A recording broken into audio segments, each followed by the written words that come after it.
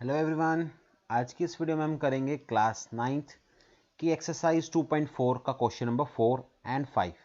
सबसे पहले तो मैं आपको एक इम्पॉर्टेंट चीज़ बता देता हूँ यहाँ पर कि ये जो हमारा इस एक्सरसाइज का क्वेश्चन नंबर 4 और क्वेश्चन नंबर 5 है वो मोस्ट इम्पॉर्टेंट टाइप है। ये दोनों की दोनों आप किसी भी बोर्ड के क्यों ना हो, चाहे सीबीएसई बोर्ड, हरियाणा बोर्ड या कोई भी स्टेट बोर्ड क्यों ना है, क्वेश्चन नंबर 4 क्वेश्चन नंबर 5 में से एक टाइप आपके एग्जाम में बिल्कुल 100% एक क्वेश्चन जरूर आता है, चाहे फोर्थ क्वेश्चन में से आए चाहे फिफ्थ क्वेश्चन में से आए। तो आइए स्टार्ट करते हैं एक्सरसाइज 2.4 का क्वेश्चन नंबर 4। तो इसके अंदर वैसे दोनों ही क्वेश्चन क्या है, फैक्टराइज हैं, मतलब हमें फैक्टराइजेशन करनी है, इनको ब्रेक करना है प्रोडक्ट की फॉर्म में। लेकिन ये वाले जो क्वेश्चन है, क्वेश्चन नंबर 4 जो है वो क्वाड्रेटिक पॉलिनोमियल है और ये हमारी क्यूबिक पॉलिनोमियल है। तो दोनों को करने का तरीका थोड़ा थोड़ा अलग है।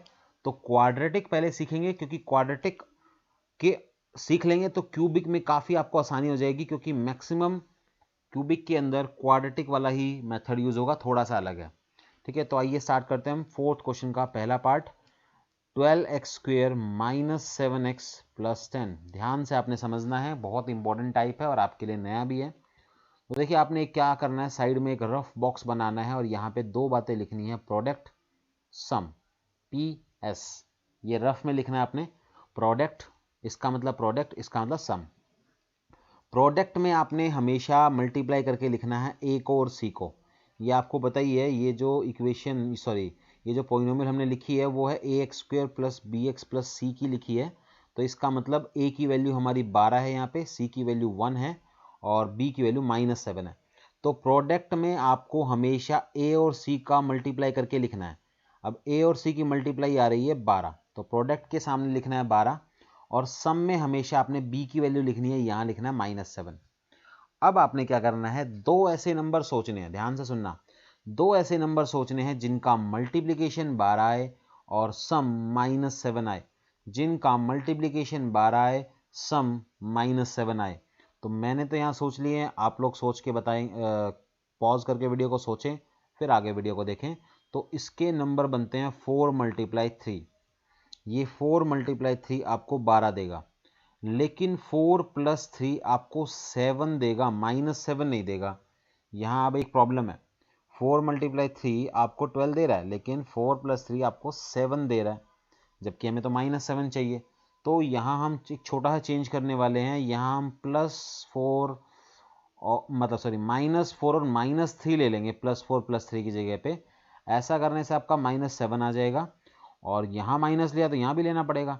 और आपको पता है प्रोडक्ट में अगर दो माइनस का प्रोडक्ट करते हैं तो वो प्लस ही हो जाता है। तो कहने का मतलब हमारे नंबर क्या बने, वो हमारे नंबर बने -4 -3। तो हमें क्या करना है, इस बीच वाले टर्म को, इसको मैं आपको बता भी देता हूँ, इसको स्प्लिटिंग मिडल टर्म मेथड भी बोलते हैं।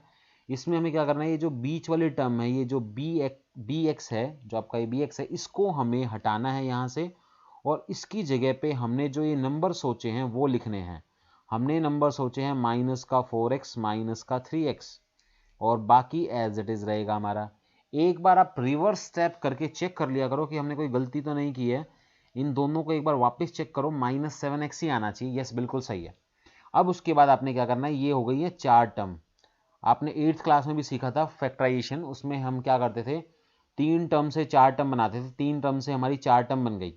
अब हम क्या करेंगे, इनको पहली 2 टर्म में से कॉमन लेंगे, तीसरी चौथी में से कोई कुछ कॉमन लेंगे। तो पहली 2 टर्म में से कॉमन आ रहा है 4x। तो अब ध्यान से देखना क्या बचेगा, 12 में से 4 कॉमन आ जाएगा तो 3 बचेगा।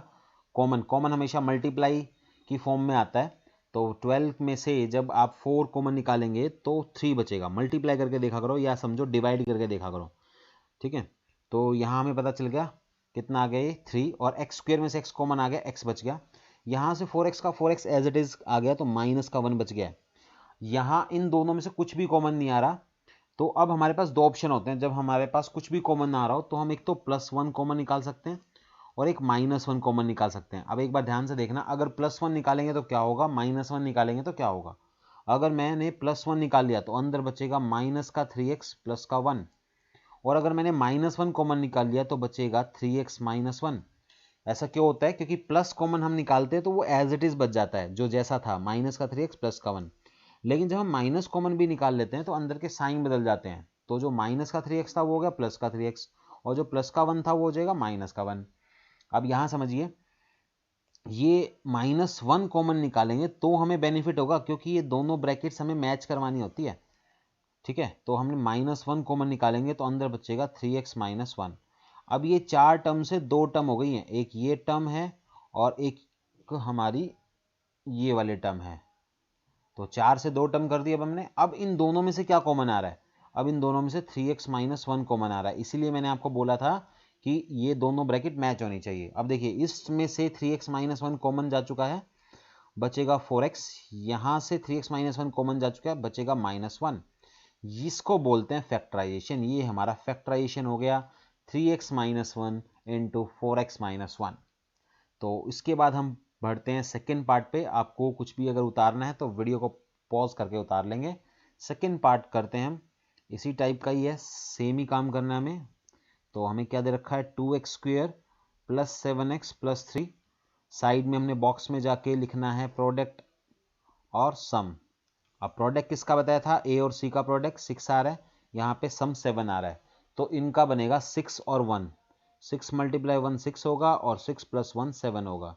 तो हमने यहाँ पे क्या किया, बीच वाले टर्म को हटाया, प्लस का 6x प्लस का 1x और बाकी एज इट इज। अब हमने देखा यहाँ से क्या कॉमन आ रहा है, 2x कॉमन आ रहा है, अंदर बचेगा x + 3। यहाँ से +1 कॉमन लेंगे, क्योंकि मैंने आपको बताया था कुछ भी कॉमन ना आता हो तो या तो +1 लेते हैं या -1 लेते हैं। -1 लेंगे तो ये दोनों माइनस के हो जाएंगे, हमें तो ब्रैकेट मैच करवानी है, इसलिए हमने +1 लिया। अब अगेन हमने कॉमन लिया, x + 3 कॉमन आया इसमें से और इसमें से, इस ब्रैकेट में से तो 2x बचा और इस ब्रैकेट में +1 बचा, ये हमारा अगेन फैक्टराइजेशन हो गया। उसके बाद हम थर्ड पार्ट पे आते हैं, ये बिल्कुल ईजी से आपको समझ में आ गया होगा। इसके आप एक्स्ट्रा क्वेश्चन कीजिएगा, इसमें रूट वाले क्वेश्चन आते हैं, वो काफ़ी इंपॉर्टेंट होते हैं, वो भी आपको किसी वीडियो में मैं आपको आगे आने वाली वीडियोज़ में एक्स्ट्रा क्वेश्चन में करवाऊंगा।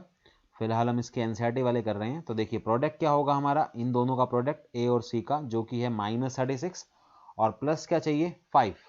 अब आपने सोचना है मल्टीप्लाई करने पे 36 आना चाहिए और सम करने पे 5 आना चाहिए। तो मेरे को ऐसा लग रहा है 36 जो है वो 9 4 जा 36 होता है, वैसे तो 6 6 जा भी होता है, ठीक है, और 1 2 18 जा भी होता है, लेकिन 9 4 जा थोड़ा सा मुझे ऐसा लग रहा है कि 5 ला सकता है हमें। लेकिन एक प्रॉब्लम है यहाँ पे, प्रॉब्लम ये है कि यहाँ पे -36 चाहिए। इसका मतलब हमें या तो 9 को या 4 को किसी एक को माइनस लगाना पड़ेगा। अब थोड़ा सा ध्यान इस पे दीजिएगा, सम पे। अगर आपने यहां पर माइनस का 9 प्लस का 4 लिया तो आंसर आएगा -5, और अगर आपने प्लस का 9 माइनस का 4 लिया तो आंसर आएगा 5। हमें तो 5 चाहिए, इसका मतलब इसकी जरूरत नहीं है, यानी कि हम 9 को प्लस का ही लेंगे, 4 को माइनस का लेंगे, इसका मतलब यहां पे लग जाएगा माइनस। तो यानी कि 9 प्लस का 4 माइनस का, अब हम यही करेंगे, 9 प्लस का और माइनस का 4x और -6 एज इट इज। अब देखिए, इनमें से क्या कॉमन आ रहा है, इसमें से 3x कॉमन आ रहा है, यहां से बच गया हमारा 2x और यहां से बच जाएगा हमारा ओनली 3। अब यहां से 2 कॉमन आ रहा है, अब -2 भी आ सकता है, +2 भी आ सकता है, लेकिन हम निकालेंगे -2 क्योंकि हमें ब्रैकेट मैच करवानी है। तो माइनस बाहर आ गया, 4 में से 2 बाहर आ गया, तो अंदर बचेगा प्लस का 2x। यहाँ 6 में से 2 कॉमन आ गया, 3 बच गया, और माइनस बाहर आ गया तो प्लस का 3 बच गया। अब आप देखिए अगेन कॉमन क्या आ रहा है, अगेन कॉमन आ रहा है 2x + 3। पहले वाले टर्म में से बचेगा 3x, दूसरे वाले टर्म में से बचेगा -2। ये हमारा फैक्टराइजेशन हो गया। तो इसी तरह से हम चौथा पार्ट और करते हैं फटाफट। जिन बच्चों को समझ में आ गया है, वीडियो को आगे बढ़ा के आप क्वेश्चन नंबर 5 पर आ सकते हो, अदरवाइज आपको थोड़ा सा और समझना है तो आप कंटिन्यू रखिए इसको। तो देखिए, प्रोडक्ट हमारा रहेगा, सम क्या रहेगा, प्रोडक्ट हमारा रहेगा फर्स्ट का ए का और सी का -12, और सम चाहिए हमें -1। अब देखिए, 4 × 3 होता है हमारा 12, वैसे तो 6 × 2 भी होता है, लेकिन हमें ऐसा नंबर देखना जिसका सम करने पे -1 आए। अब यहाँ प्रॉब्लम वही है, किसी एक को माइनस लेना पड़ेगा, ठीक है। अब किसको लेंगे वो इसके ऊपर डिपेंड करता है।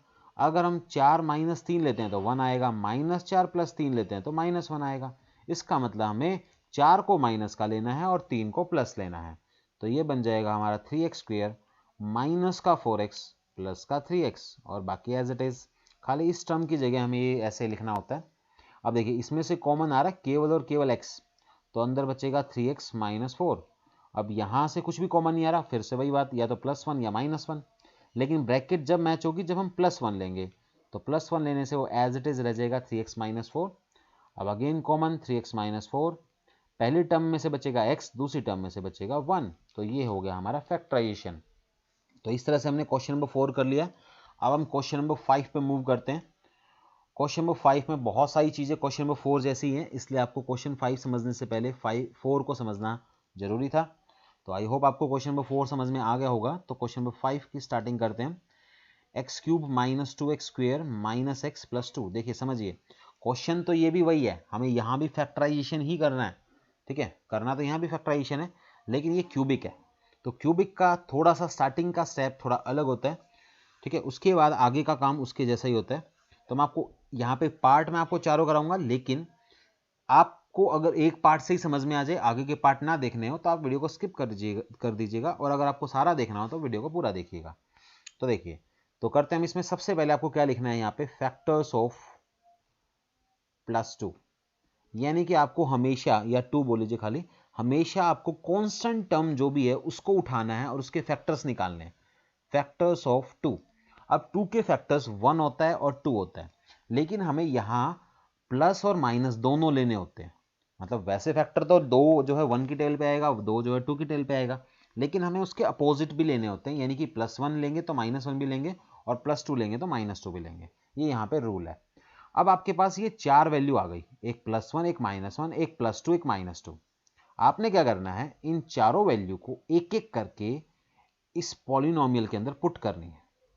एक बार x = 1 करना है, एक बार -1 करना है, एक बार 2 करना है, एक बार -2 करना है। लेकिन हमें इन चारों को करने की जरूरत नहीं पड़ेगी, जो भी वैल्यू इसको 0 बना देगा हमें सिर्फ उसको उठाना है, बाकियों को हम छोड़ देंगे, मतलब हमें करने की जरूरत नहीं है। जिसने भी इसको 0 बना दिया, ठीक है, वही हमारा जो है उसी का यूज है, बाकियों को करने की भी जरूरत नहीं है फिर हमें। तो पहले -1 ट्राई करते हैं। तो -1 का क्यूब, -2 इंटू -1 का स्क्वायर, माइनस इंटू -1 + 2। इसको सॉल्व किया, देखो -1 का क्यूब हो गया -1, ये -1 का स्क्वायर 1, 1 किसके साथ -2, ये हो जाएगा +1 और ये हो जाएगा +2। तो ये इसी ने ही 0 बना दिया। अब हमें ये वैल्यू कोई भी नहीं निकालनी, ध्यान से रखना, इनकी हमें किसी की भी वैल्यू अब नहीं निकालनी, क्योंकि इसी ने 0 बना दिया इसको, ठीक है। तो हमें अब इसी का ही यूज करना है। तो अब आपने क्या करना है, हमें ये पता चल गया कि x = -1 ने इसको 0 बनाया है। अगर x = -1 ने इसको 0 बनाया है, तो अगर हम इसको दूसरी तरफ ले जाएं तो x + 1 = 0 आ जाएगा, x + 1 = 0 आ जाएगा। अब आप याद करिए, आपको फैक्टर थ्योरम सिखाई थी, फैक्टर थ्योरम का रिवर्स है, ये कन्वर्स है। आपने फैक्टर थ्योरम में क्या सीखा था कि अगर हम किसी का जीरोज निकाल के, यहां से मैं बता रहा हूं एक बार, अगर हम किसी का जीरोज निकाल के उस वैल्यू को पुट करवाते हैं, अगर वो 0 आ जाती है तो हम उसको उसका फैक्टर बोल देते हैं, है ना। अब यहां पे भी यही है, यहां पे क्या है, उल्टा किया है अब हमने। अब इसने -1 ने इसको 0 बना दिया, ये हमने चेक कर लिया। इसका मतलब अगर मैं इसको राइट साइड ले जाऊं तो x + 1 इसका फैक्टर कहलाएगा, ठीक है। x + 1 क्या होगा, इसका फैक्टर कहलाएगा, क्योंकि हमारा रूल क्या था, x + 1 को 0 के बराबर रख के जो वैल्यू आएगी वो अगर 0 होगी तो वो उसका फैक्टर है। इसको हम उल्टा पढ़ें तो क्या होगा, जिस वैल्यू ने इसको 0 बनाया उसको हम अगर राइट साइड में ले जाएं तो x + 1 जो है वो गिवन पॉलिनोमियल का फैक्टर होगा। तो यहां से मैं क्या बोलूंगा, सो x + 1 is a factor of given polynomial, जो आपका गिवन पॉलिनोमियल था। और गिवन पॉलिनोमियल क्या था, गिवन पॉलिनोमियल हमारा ये था x³ - 2x² - x + 2। हमें पता चल गया कि x + 1 इसका फैक्टर है। अगर x + 1 इसका फैक्टर है तो हम क्या करेंगे, इस पॉलिनोमियल को x + 1 से डिवाइड करेंगे। मैं एक बार फालतू की चीजें यहाँ पे हटा देता हूँ, जो जो हमें नहीं चाहिए, जो हमने एक्स्ट्रा में लिखी थी, ठीक है, ये तो समझाने के लिए चीजें लिखी थी। तो देखिए, आपको ये समझ में आ गया कि जो वैल्यू उसको 0 बनाएगा, जो वैल्यू उसको 0 बना देगा, उसका हम राइट साइड में ले जाएंगे उसको हम। जैसे x = -1 ने इसको 0 बनाया, तो हम इसको राइट साइड में ले गए, x + 1 = 0 आ गया, तो x + 1 जो है उसका फैक्टर कहलाएगा। ये आप नोट कर लीजिए। उसके बाद क्या होगा, अब मैं आगे बता रहा हूं आप लोगों को। अब हम इस x + 1 से इसको डिवाइड करेंगे, क्योंकि हमें ये पता चल गया ना x प्लस 1 जो है फैक्टर है, किसका फैक्टर है, x cube minus 2x square minus x plus 2 का फैक्टर है। एक बार चेक कर लेते हैं सही लिखा है ना, यस। तो ये इसका फैक्टर है तो हम इसको डिवाइड कर लेते हैं, क्योंकि फैक्टर का रूल क्या होता है, फैक्टर का रूल यही तो होता है कि वो उसको पूरा पूरा डिवाइड करेगा, तो हम उसको डिवाइड कर लेते हैं। ठीक है, अब हम इसको डिवाइड कर रहे हैं, तो डिवाइड करिए। आपको पता ही है x को हम किससे मल्टीप्लाई करें कि वो एक्स क्यूब बनाए, एक्स स्क्वेयर से। इसका पहली टर्म और इसकी पहली टर्म उठानी होती है, x को किससे मल्टीप्लाई करें कि वो एक्स स्क्वेयर बनाए, एक्स क्यूब बनाए एक्स स्क्वेयर, तो यहाँ आ जाएगा एक्स स्क्वेयर। अब एक्स स्क्वेयर दोनों को मल्टीप्लाई करेगा, पहले से तो वो हो ही चुका है जब यहाँ पे एक्स क्यूब आया है, दूसरे से भी करेंगे तो यहाँ आ जाएगा प्लस का एक्स स्क्वेयर। इन पॉलिनोमियल को माइनस करेंगे तो नीचे का साइन चेंज हो जाता है, ये दोनों कट गए। माइनस का 2x माइनस का 1x स्क्वेयर, माइनस का 2x स्क्वेयर माइनस का 1x स्क्वेयर, ये हो गया माइनस का 3x स्क्वेयर, बाकी सारा एज इट इज। अब आगे देखो, अब हमें क्या करना है, x को किससे मल्टीप्लाई करें, अब वही इसकी पहली टर्म और इसकी पहली टर्म, x को किससे मल्टीप्लाई करें कि वो माइनस का 3x स्क्वेयर बन जाए। एक तो चाहिए हमें माइनस, क्योंकि माइनस यहाँ प्लस है या माइनस लाना है, एक हमें चाहिएगा 3 और एक हमें चाहिएगा x, तभी तो x स्क्वेयर होगा, तो यहाँ पे आ जाएगा माइनस का 3x। अब ये जो माइनस का 3x है ये वापस मल्टीप्लाई होगा इनके साथ, पहले के साथ तो हो ही चुका है जब भी माइनस 3x स्क्वेयर आया है, दूसरे के साथ करेंगे तो 1 की मल्टीप्लाई 3x के साथ माइनस का 3x, साइन चेंज, नीचे वालों के साइन चेंज, ये कट जाएगा, प्लस का 3x माइनस का x, ये हो जाएगा प्लस का 2x और प्लस का 2 चल ही रहा था। अब देखिए, अब फिर से इसकी पहली टर्म इसकी पहली टर्म, x को किससे मल्टीप्लाई करवाया जाए कि वो 2x बन जाए, केवल 2 से, तो यहाँ आ जाएगा हमारा प्लस 2।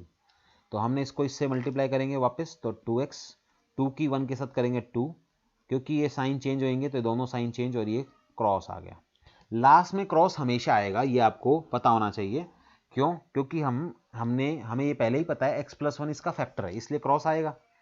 अब एक बात याद करिए, हम अपनी छोटी क्लासेस में ऐसा पढ़ा हुआ है हम लोगों ने कि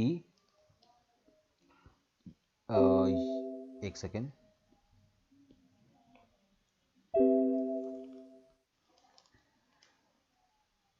देखिए क्या पढ़ा हुआ हमने कि ये जो बी जिससे हम डिवाइड करते हैं, dividend, dividend is equal to divisor multiply quotient plus remainder, पढ़ा हुआ आपने लोगों ने। डिविडेंड जो होता है वो हमारा divisor multiply quotient plus remainder के बराबर होता है। अब यहाँ रिमाइंडर तो जीरो ही है, तो हम इसको तो हटा ही सकते हैं, कोई दिक्कत नहीं है, प्लस जीरो करने की जरूरत नहीं है।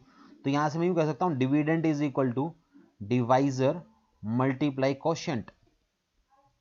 ठीक है, अब याद करिए यही तो था हमारा क्वेश्चन, हमने इसी को तो फैक्टराइज करना था, तो हमने इसको फैक्टराइज कर दिया। देखो ध्यान से देखो, ये फैक्टराइजेशन ही तो हो चुकी है, x cube minus 2x square minus x plus 2 is equal to x plus 1 into में एक्स स्क्वेयर माइनस 2x माइनस 3x प्लस 2, ये फैक्टराइजेशन ही है।